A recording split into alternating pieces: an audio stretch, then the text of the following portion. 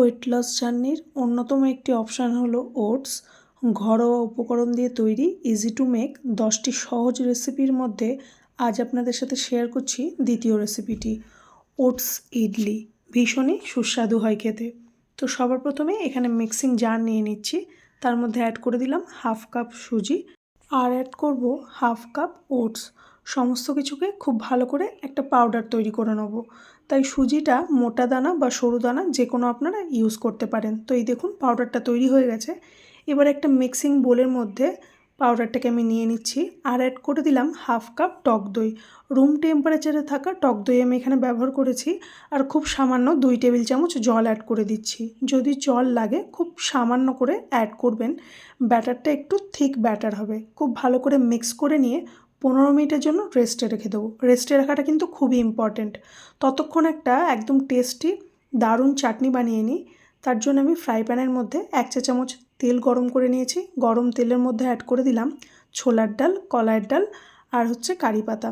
সমস্ত কিছুকে একটু ভালো করে ভেজে নিয়ে আমি এখানে হাফ কাপ মতো গ্রেট করা বিট অ্যাড করে দিলাম।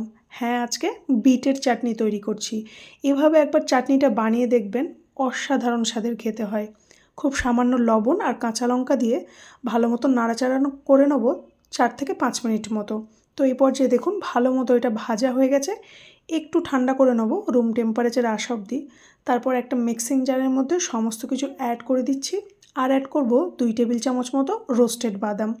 তারপর এখানে অ্যাড করে দিচ্ছি 1/4 কাপ টক দই আর পরিমাণ মতো জল। সমস্ত কিছুকেই খুব ভালো করে ব্লেন্ড করে নিলেই বিটরুটের একটা টেস্টি চাটনি কিন্তু তৈরি হয়ে যাবে। ইডলি, ধোসা কিংবা রুটি পরোটার সাথে ওই চাটনিটা ট্রাই করা যেতে পারে। এবারে আরও একটু বেটার লাগানোর জন্য আমি এখানে 1 চা চামচ তেলের মধ্যে সর্ষে আর কারি পাতা ফোড়ন দিয়ে একটু ভেজে নিয়ে চাটনির মধ্যে অ্যাড করে দেবো। ভীষণ টেস্টি আর একটা ইয়াম্মি চাটনি তৈরি হয়ে যাবে।